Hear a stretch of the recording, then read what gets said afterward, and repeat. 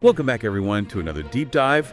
And tonight we're going to be talking about Fernanda Torres' kind of shocking win for lead actress in a motion picture drama at the Golden Globes. Oh, yeah. It's as always, a really glamorous night.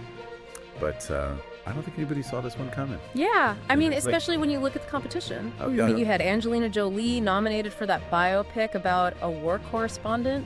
God. And then there's Nicole Kidman in that psychological thriller where she played that woman struggling with memory loss. And we can't forget Kate Winslet, nominated for a Jane Austen adaptation. He's fantastic. Yeah, and then even Pamela Anderson reinventing herself in a serious, dramatic role. I mean, everybody thought she had a real shot at winning. It really is fascinating how all those actresses each have such distinct styles and such a loyal following. And that's kind of what made this win so unexpected. Yeah, it was a total surprise. I mean, Fernanda Torres is a well-respected actress in Brazil, but she wasn't really known internationally. And then she wins for I'm Still Here. Wow. And it's like, bam. Not only did she win, but it really brought a lot of attention to Brazilian cinema. It just goes to show that great storytelling can really transcend borders. Yeah, absolutely. I mean, Then- there's this cool family connection, too. Oh, yeah, tell me about it. So 25 years ago, Torres' mother, Fernanda Montenegro, You know. was nominated in the same category Wow. for Central Station. That's amazing. It really is a family legacy. Isn't that something? Yeah, it's incredible. Yeah. It really is a testament to their talent that both mother and daughter have received this kind of recognition in the same category years apart. Yeah. It just shows how artistry can be passed down through generations. And so let's talk about Torres' acceptance speech for a second. She was clearly unprepared, Oh my God. overwhelmed with emotion. She even said on stage, "My God, I didn't prepare anything." It was so raw and genuine. Oh, yeah. Really endearing. That speech was so powerful because of how authentic it was. You could really feel her surprise and humility. It was like she was genuinely humbled to be in the company of such accomplished actresses. Right. And she didn't focus on herself at all. Yeah. I mean, she took the time to acknowledge all the other nominees. That's right. She called it an amazing year for female performances. And then she connected the themes of the film to what's going on globally right now. Oh, yeah. She said the same thing is happening now in the world with so much fear, referring to the fight for justice and human rights that's portrayed in I'm Still Here. It was really amazing how she made that connection. It didn't feel forced or political at all. It was just a heartfelt observation that really resonated with everyone in the room. Yeah, He absolutely. took this personal victory and shined a light on a struggle that so many people face. It was a reminder that art can be a powerful tool for both reflection and action. It can hold a mirror up to society, force us to confront difficult truths, Right. inspire us to fight for a better world. Absolutely. So Torres connected her win to events happening around the world. And it's a perfect time to talk about the film Still Here. Yeah.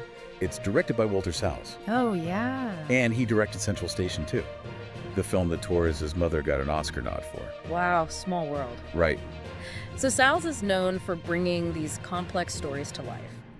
And he uses really captivating visuals. Yeah, he does. Like in this film, he uses a muted color palette, and sometimes it feels almost like you're watching a documentary. Interesting. And it creates this sense of realism and rawness. Like it really pulls you in. Oh, wow. And it really amplifies the emotion of the story. So what about the story itself? Oh, right. Like, what stood out to you at how he told this story? Well, one thing is that he uses these different timelines. Huh. So you have scenes from Eunice Paiva's life before her husband disappeared. And those scenes are like full of warmth and energy. Oh, wow. And then you see her life under the dictatorship. Right. It's just fear and uncertainty. And then there are scenes of her trying to get justice and spans decades. And the way he plays with these timelines, it keeps the story really engaging. But it also shows how long trauma can last Right. and the shadow of oppression. You mentioned visuals and timelines. Do you think those things helped the film connect with people outside of Brazil? Oh, for sure. I mean, the story is about a specific historical event, but the themes are universal. You know, longing for justice, Right. the resilience of the human spirit, the power of memory. I mean, these ideas can connect with anyone. Yeah, absolutely. And the way Salles uses film to show these ideas, Yeah. it makes it accessible to everyone. To really appreciate her struggle, we need to understand what life was like under Brazil's military dictatorship. Great. So for anyone who doesn't know, Yeah. can you paint a picture of that time? Well, from 1964 to 1985, Brazil was ruled by a military regime. Right. And it was a time of political repression, censorship, Oh, well. human rights violation. Hmm. I mean, if you were suspected of opposing the regime, it didn't matter if you were a journalist or an activist or an artist. Right. You could be imprisoned, tortured, or you could just disappear. That's terrifying. To think that speaking out against the government could lead to those consequences. Oh, yeah. And that brings us to Eunice Paiva.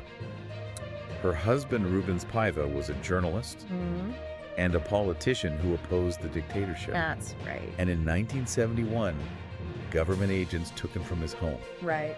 and he was never seen again. And the film doesn't shy away from how scary that was. Yeah. You see the terror in Eunice's eyes when they take her husband. Wow. It shows you how brutal it was to live under this regime Right. and how violence like that impacts families. So from that point on, Eunice Paiva's life changes completely. Oh, yeah. She goes from wife and mother Yeah. to this relentless seeker of justice, Right. demanding answers about her husband's disappearance, challenging the government story. And what's so remarkable is that she didn't have any legal or political background. She was just an ordinary woman in this extraordinary situation, Right. and she refused to be silenced.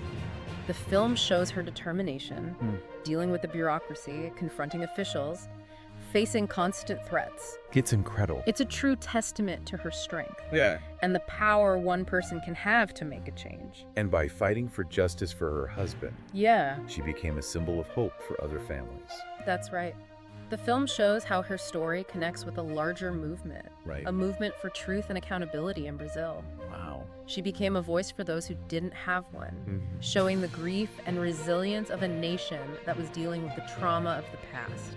It's amazing how her story became a beacon of light Yeah. during such a dark time. Yeah. It shows the strength of the human spirit, the ability to resist oppression and the demand for justice. Absolutely. And she did all of this without violence or hatred. I know, it's incredible. Just determination and a belief in truth.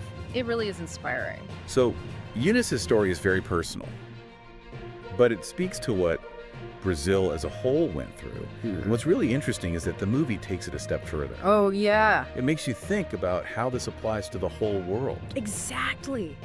That's what makes the film so brilliant. You can't just distance yourself and think, oh, that was just something that happened in their country. It makes you see that the same kind of things are happening all over the world. Exactly. Like, look at what's happening in insert country with current human rights violations. Oh, yeah. Journalists are being silenced, activists are being detained, Hmm. and the government is trying to cover up its crimes. It's chilling how similar it is. It is. Yeah. It's like they're using the same playbook as the Brazilian dictatorship. And it's not just one country either. It feels like there's a trend toward authoritarianism around the world. Yeah. Less freedom to speak out, and more propaganda and lies to control people. It's like, I'm still here is giving us a warning, reminding us that we always have to fight for freedom and justice. Yeah, it's never really over. It's like Torres said when she won. The same thing is happening now in the world, with so much fear. Right. Her words were so powerful, I haven't forgotten them. Yeah. It's like she's telling us to wake up and do something. And the movie shows us how to do that Oh, so by showing Eunice's determination to find the truth. Right. She didn't have money or power or connections. She just refused to be quiet. Wow. She kept speaking out, and eventually the truth started to come out. It's really inspiring. It shows what one person can do. It does, even when it seems impossible. So it's not always about big revolutions. Yeah. It can be about small acts of courage. Yeah. Speaking up. Yeah. Supporting those, fighting for justice. Exactly. And it's important to see that these struggles are all connected. What do you mean? What looks like a problem in one country is often part of a bigger pattern, Always. and it needs a global response. The film encourages us to work together Right. to see that an attack on human rights anywhere Yeah. is an attack on human rights everywhere. So as we wrap up this deep dive on I'm Still Here, I think the big takeaway is to remember Eunice Paiva's courage. Yeah. Her story shows us that even in the darkest times, we don't have to give in to fear. Right. We can choose hope. We can choose to act. And we can choose to make a difference. Absolutely. Whether it's supporting human rights groups or speaking up for those who are being silenced, every little thing we do can help create a better future. Well said. And we all have a story to tell, Yeah. a perspective to share, skills and talents that can be used to make change. This film is proof that stories can expose injustice, inspire hope, and motivate people to take action. So find your voice and let your story become part of the movement for a more just and equal world.